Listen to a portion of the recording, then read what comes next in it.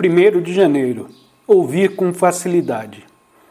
Já alguma vez se sentaram muito silenciosamente, sem que a sua atenção esteja fixada em coisa alguma, sem fazer qualquer esforço para se concentrar, mas com a mente muito silenciosa e completamente quieta? Então ouvem tudo, não ouvem? Ouvem os ruídos distantes tão bem quanto aqueles que estão mais perto, e aqueles que estão muito próximos, os sons circundantes, o que significa realmente que estão a ouvir tudo. A sua mente não se encontra confinada a um pequeno canal estreito. Se conseguirem ouvir dessa maneira, ouvir com facilidade, sem esforço, descobrirão que uma mudança extraordinária está a ter lugar dentro de você. Uma mudança que surge sem que a tenha desejado, sem que a tenha pedido. E nessa mudança existem uma grande beleza e uma percepção imediata e profunda.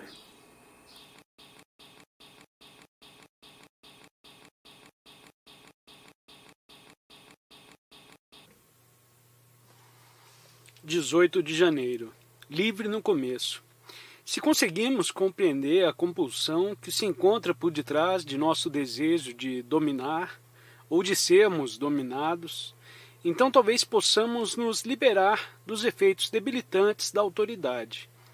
Ansiamos por ter certezas, por estarmos certos, por termos sucesso, por sabermos.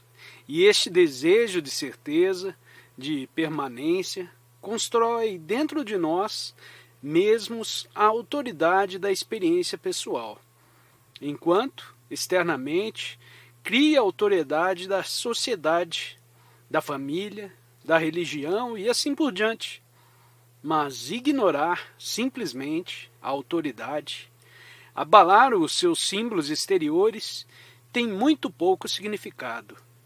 Nos libertamos de uma tradição para nos moldarmos a outra. Abandonar este líder para começar a seguir aquele é apenas uma atitude superficial. Se estivermos conscientes de todo o processo da autoridade, se percebermos o quanto esse processo é interno, se compreendermos e conseguirmos transcender o nosso desejo de segurança, então teremos uma ampla compreensão e uma tomada de consciência profunda e instantânea. Temos de estar livres, não no final, mas no começo.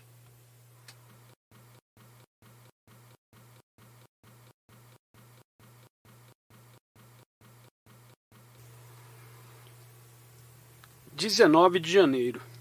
Libertação da ignorância e da tristeza. Ouvimos com esperança e com medo. Procuramos a luz de outra pessoa, mas não estamos naquele estado de atenção passiva que nos permite compreender. Se o liberto parece preencher os nossos desejos, o aceitamos. Caso contrário, continuamos em busca daquele que os preencherá.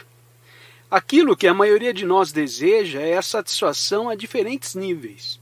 O importante não é como reconhecer aquele que está liberto, mas como vos compreender a vós mesmos, numa autoridade presente ou futura, se pode dar conhecimento sobre nós mesmos, e sem autoconhecimento não pode haver libertação da ignorância e da tristeza.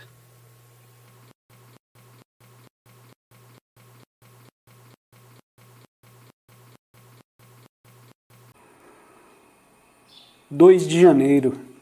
Colocar os véus de lado. De que forma ouvem? Ouvem com as suas projeções, através da sua projeção, através das suas ambições, desejos, medos e ansiedades, ouvindo apenas aquilo que desejam ouvir, apenas aquilo que te satisfará, que será gratificante, que proporcionará conforto, que irá aliviar no momento o seu sofrimento? Se ouvir através do véu dos seus desejos, então estão obviamente a ouvir a sua própria voz, estão a ouvir os seus próprios desejos. E haverá alguma outra forma de ouvir?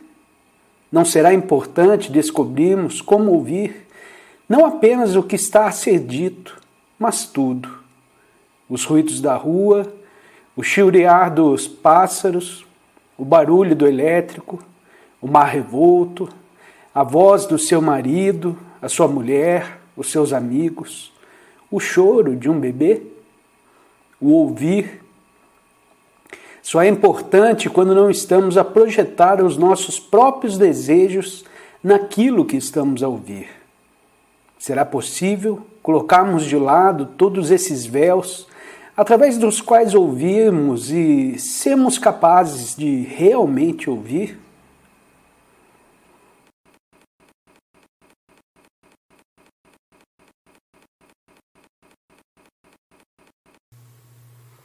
(20 de janeiro) Por que seguimos? Por que aceitamos? Por que seguimos? Seguimos a autoridade de outro, a experiência de outro, e depois as colocamos em dúvida. Esta procura da autoridade e a sua sequela, a desilusão, é um processo penoso para a maioria de nós. Culpamos ou criticamos a autoridade que aceitamos no passado, o líder, o professor, mas não examinamos a nossa própria ânsia por uma autoridade que possa orientar a nossa conduta. Uma vez que tenhamos entendido esta ânsia, compreenderemos a importância da dúvida.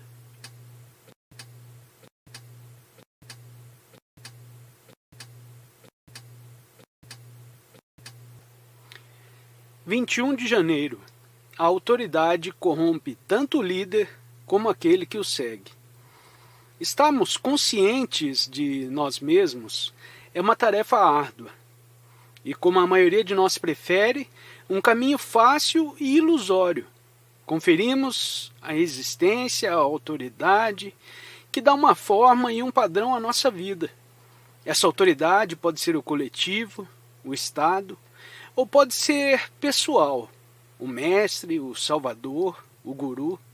Qualquer tipo de autoridade cega alimenta a negligência.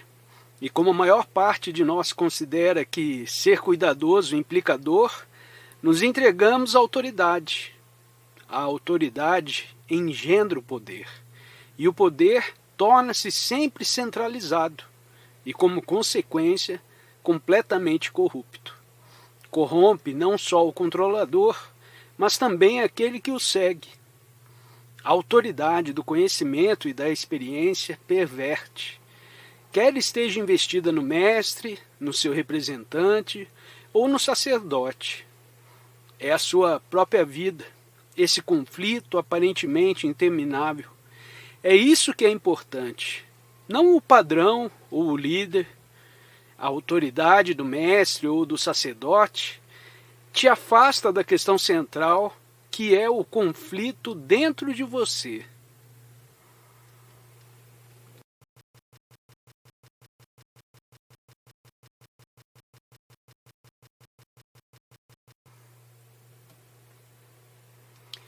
(22 de janeiro) Posso confiar na minha experiência? A maioria de nós está satisfeita com a autoridade porque ela nos dá uma continuidade, uma certeza, a sensação de estarmos realmente protegidos. Mas alguém que compreenda as implicações dessa profunda revolução psicológica tende a estar liberto da autoridade. Não é assim?